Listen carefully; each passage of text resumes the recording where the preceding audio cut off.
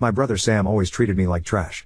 I was a lonely kid from skipping grades, so I didn't know what friend/sibling relationships were supposed to be for a long time. I forgave him for a lot of stuff I shouldn't have.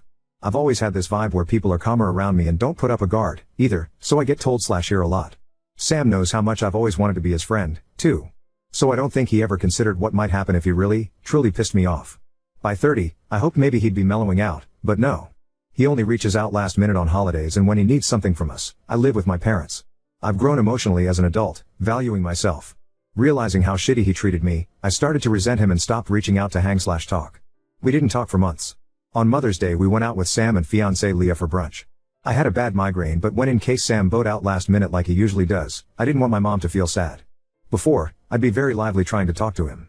I barely spoke 10 words to him, maybe 100 the whole meal. The only time he spoke to me was to talk down to me. The restaurant is busy so we leave our table and go outside. It's hot and bright, bad conditions for a migraine. Leah has chronic migraines so you think he'd be sympathetic, but he didn't even notice I wasn't well. Sam didn't get mom a gift, just a card. It's a sonogram. Sam and Leah have been engaged for a while, but no one likes Leah, and for good reason, the posts I could write. My parents are pretending to be happy, but I don't bother. After a little while the light and heat are making me feel sick so I ask my dad if we can go now. Sam snaps that no one asked me to come. I wasn't invited. Mom quickly shut that down, and I tried to walk away to the car and sit. But he said, "Wow, that's shitty, family for you." All hell broke loose on him.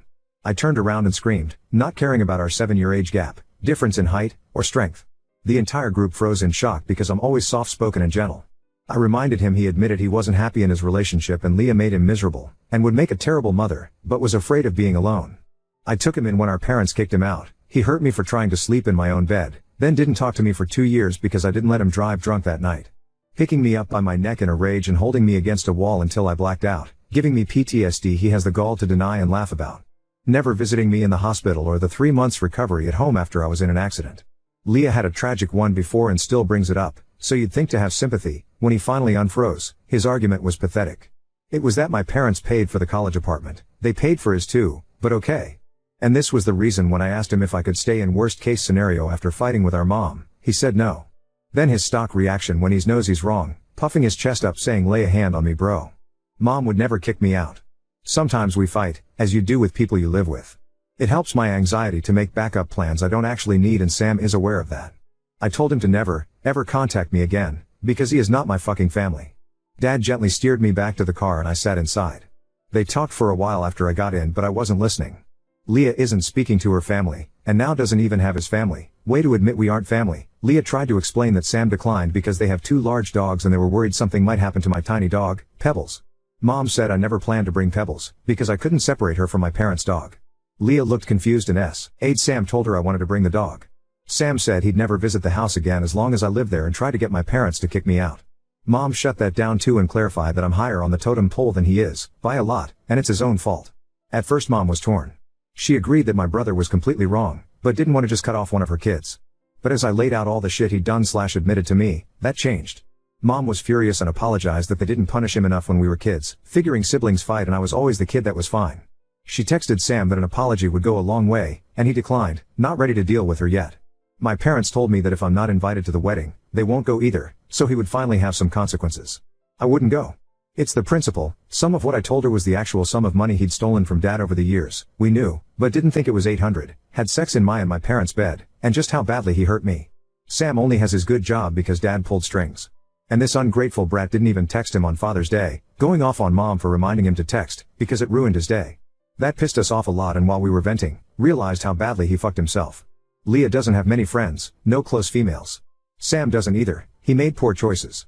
She isn't speaking with her sister, Sil, or Mom because she's throwing a tantrum that Grandma won't have undivided attention on her kid. I always wanted to feel included, so they were probably banking on me to help plan the baby shower and appointments for wedding details. I enjoy organization. No idea who'll help her now. Sam would force me to dog sit when he lived here, knowing I can't put an animal in the crate if I'm there, and never gave me a heads up/asked. Leah already alienated Mom for babysitting with a bitchy comment years ago and Leah said she wouldn't want strangers watching her kids. So they probably figured I'd be the compassionate sister, as always, and watch my nibbling.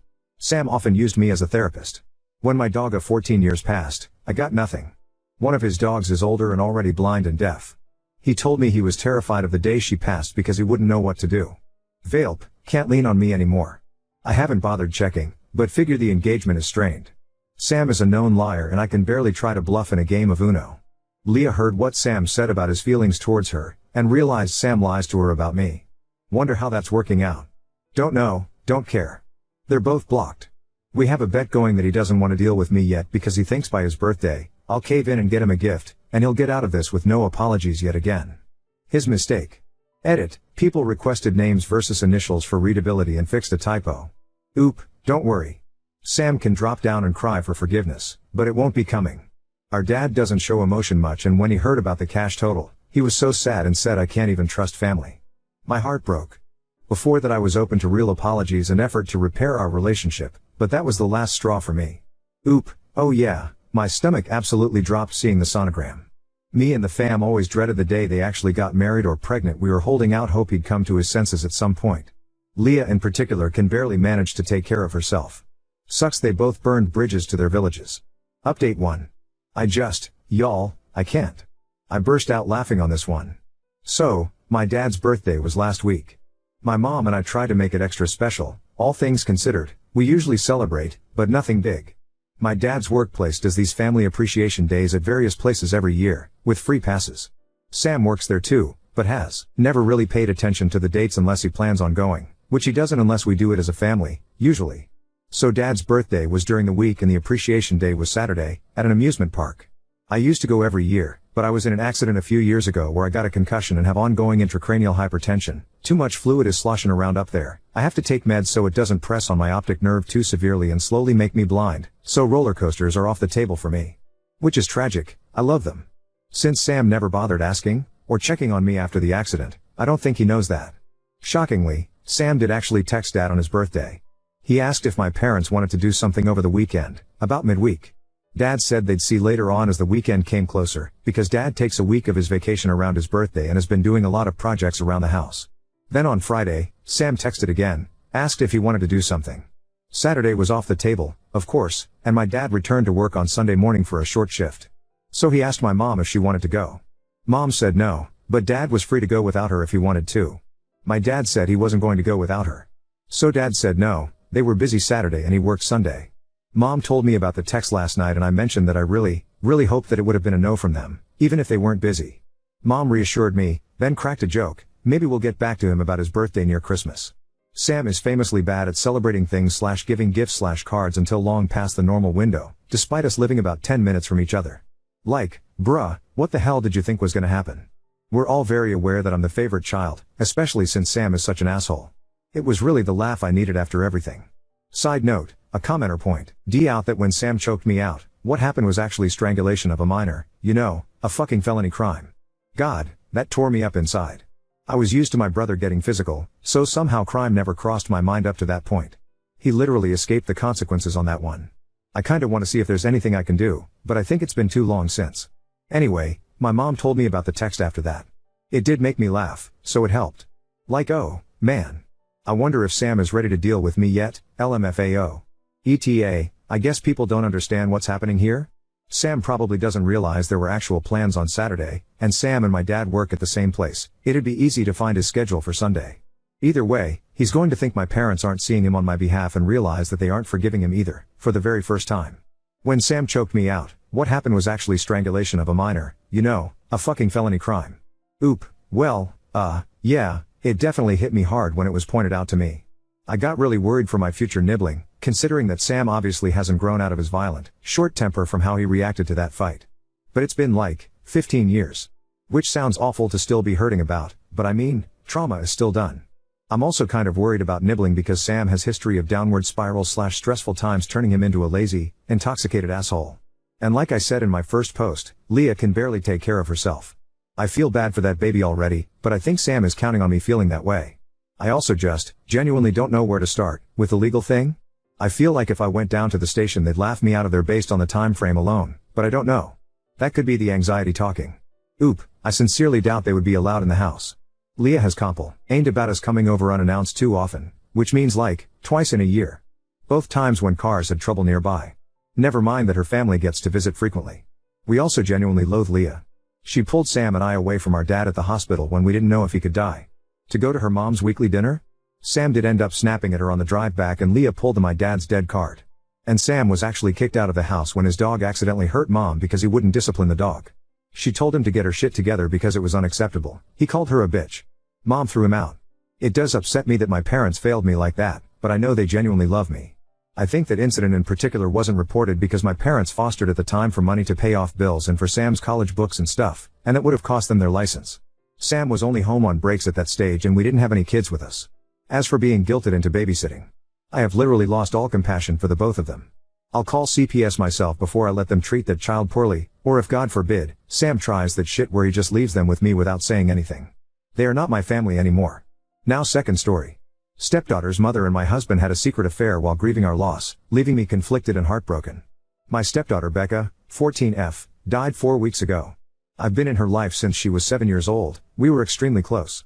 My husband Derek, 40M, his ex-wife Sam, 38F, and I, 35F, get along very well. There's never been an issue in the 7 years that I've been with Derek. Sam has always been kind to me. She didn't even care that Becca called me mom too. Right after Becca's passing, Sam had so much anxiety and depression that she was unable to be by herself. She has no family besides us, so I invited her to stay with us. Sam hardly leaves the house. She mostly just sleeps in Becca's room, which is completely understandable. I always tell her that I'm here if she needs me and that I want her to take her time with grieving and that there is no pressure to go back to her home. Today I needed to run some errands, so I asked Sam if she'd like to join me to get out of the house a little bit, but she declined and said she'd rather just stay at the house and sleep. I told Derek that I was leaving and that I would be back in 2-ish hours. He works from home. I also told him to check on Sam every once in a while, and maybe try getting her to eat something. After stopping at the post office, I realized I forgot my library book that I needed to return, so I went back home to get it. As soon as I walked in the door, I heard moaning coming from mine and Derek's bedroom. I immediately knew what was happening. And my heart completely broke in that moment. I wasn't completely sure what to do, but I ended up deciding to confront them, so I walked to the bedroom and opened the door and began yelling at them both. Sam started having an anxiety attack and ran to the bathroom while Derek kept apologizing profusely. I asked him what the hell was happening. He told me that he made himself and Sam some lunch and they began talking about Becca, and shared some memories. And then Sam ended up kissing him and he didn't pull back, and then it ended with them in our bed. They're begging me to understand that it was just grief that caused them to become intimate and that they both made a mistake. I don't know what to do. I love this man. And I love Sam. I'm heartbroken that they did this to me and put me in this position. I feel so stuck. Update 1. I decided that I'm filing for a divorce. I can't ever trust him again.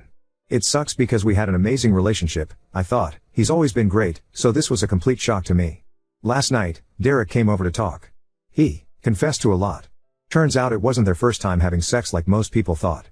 They've been having sex since 3 months before Becca died. I am completely shocked and heartbroken. Sam also reached out last night and thanked me for everything I've done for her, and told me she was sorry.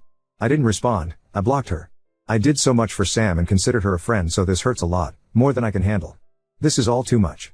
As hard as this is gonna be, I need to leave Derek and cut them both out of my life. I am ready to do so. I am done. Also, some people are saying I deserve this because I should have known better than to let Sam into our home, around Derek. But, you need to understand that I'm a giving person. I trust people more than I should. I truly thought Sam was an amazing person. I know it's unusual to become friends with your husband's ex-wife, but it's just how it went for us and I shouldn't be blamed for what happened. Thank you to everyone who commented nice things and for the kind messages. You've all been helpful during this insanely difficult time. I appreciate it. I'm getting lots of questions about some things, so I figured I'd answer a few of them. Have I told anyone about what happened besides my mom? Yes, I told a few friends and some family members. Most of them are supportive of my decision and aren't speaking to Derek. Where is Derek staying?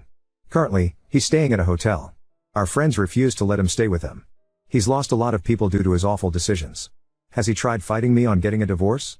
Yes, he begged me not to file for divorce, but when I told him I needed him to just let me go, and that I was too exhausted to fight him on this, he let it be and agreed to getting a divorce. Why isn't Derek staying with Sam? He told me he didn't want to continue to hurt me, so he told Sam he was done with her for good. And that they have no reason to speak to each other anymore. I have no idea if that'll last and if they'll just end up together, but I truly don't care what they do anymore. I just want peace. What was Derek's excuse for cheating? He told me that they just accidentally reconnected one night when I was away at my mom's. He was stressed we weren't conceiving and were having miscarriages, so he vented to Sam, and then somehow that led to sex. Disgusting of them both, I know. Feel free to ask anything else, and I'll try to answer. Update 2. I just found out that he is staying with Sam and not at the hotel. He told me it's too expensive to stay at a hotel and Sam is the only one that'll help him right now. I had a feeling this would happen. Just knowing that they are still probably sleeping together hurts my heart. I talked to a lawyer this morning and we are proceeding with the divorce and Derek agreed to it. It's actually happening, and I feel some relief that he's not fighting me on this. My mom leaves on Sunday, I'm scared to be alone. But I go back to work on Monday, so I'm hoping it'll be a good distraction. Update 3. Becca's diary. I decided to go through some of Becca's stuff today. I just found her diary in a box in the back of her closet. Would it be wrong to read some of it? I feel like it would help me feel closer to her, but part of me feels like it's wrong too. I haven't told Derek that I found it either, and I'm unsure if I should tell him. What would you do? Update 4. I figured it's been a few days, so I should give a little update. My mom is leaving in a couple hours, so I'll be alone. I'm kinda nervous about it. She helped me stay distracted and kept me going. How I'm gonna handle her being gone. I go back to work tomorrow, first day back since Becca passed away. I'm looking forward to it though because it'll keep me distracted. Also, I did read some of Becca's diary. It made me love her even more. She was such a sweetheart. I went back a few months and saw that she noticed some weird behavior between Derek and Sam, didn't mention that she knew of the affair, but she just wrote that she thought it was kinda strange that they all three would hang out more than usual, without me. I might read more, but so far I haven't found anything that's disturbing, just her being a teenager and talking about crushes, fights with friends, happy family memories, etc. Update 5. Started randomly getting a lot more messages/comments, so I figured I'd do another little last update. My first week back at work went great. I wasn't expecting it to go so well, but thankfully it did. My coworkers were so helpful and patient with me. On Friday night I decided I didn't want to stay home all weekend alone, so I decided to drive up to my mom's. It helps I have a 3-day weekend so I can spend more time with her. I'm heading back home tomorrow. Also, for those of you that have messaged me hateful things for reading Becca's diary, I just have to say, you aren't in my shoes right now. Telling me I'm a bad mom because I'm reading her diary is just ridiculous. I learned so much more about her, about how caring and sweet she is, and it made me love her even more. It's how I'm able to feel so close to her right now, so please don't tell me I'm a bad parent for just trying to get by one of the hardest times of my life. You have no idea what it's like. I don't have much of an update, so this will be it. I'll come back and update once the divorce happens though. Update 6. Sam saw my Reddit post and is threatening to sue me. Sam made a fake FB profile to message me and tell me she wants to sue me for telling strangers about what happened. Derek supports her apparently. I don't need this. Am I not allowed to vent about my life to people online? I just want life to get better. I'm so tired. Fuck you, Sam. Fuck you, Derek. Edit. Sam is in the comments and messaged me on here too. Blocked her. No, I just ignored her. It might be an empty threat just to make my life harder, but I'm unsure. Sam's message said, I'm actually baffled. She thinks Becca would be disappointed in me. WTF. I don't think I can do this anymore. I have been as strong as I can be, but I have been really struggling. So much is going on and I'm just so tired. How can I keep going? I just want to be with Becca. I miss her. I miss her smile. I miss her laugh. I miss how she'd try to make you laugh when you were sad by telling dad jokes. I miss how she liked being in the garden with me. I miss seeing all her new drawings. I miss her beautiful eyes. I miss everything about her. I just want her back. I need her back. Edit. I'm okay. I just needed a space to vent. I was getting so many messages asking if I'm alright, and I just wanted to say thank you to those that reached out. I am okay. I will be okay. Some days are harder than others, but I think I'll get through this. Update 7. Sam took her life on June 20th, 2024. Sam ended up taking her own life on June 20th. I am still trying to process everything. She had hurt me deeply, but this isn't something I wanted whatsoever. And Derek blames me. I feel so many things and I'm gonna be away for a while again, but I wanted to update you all.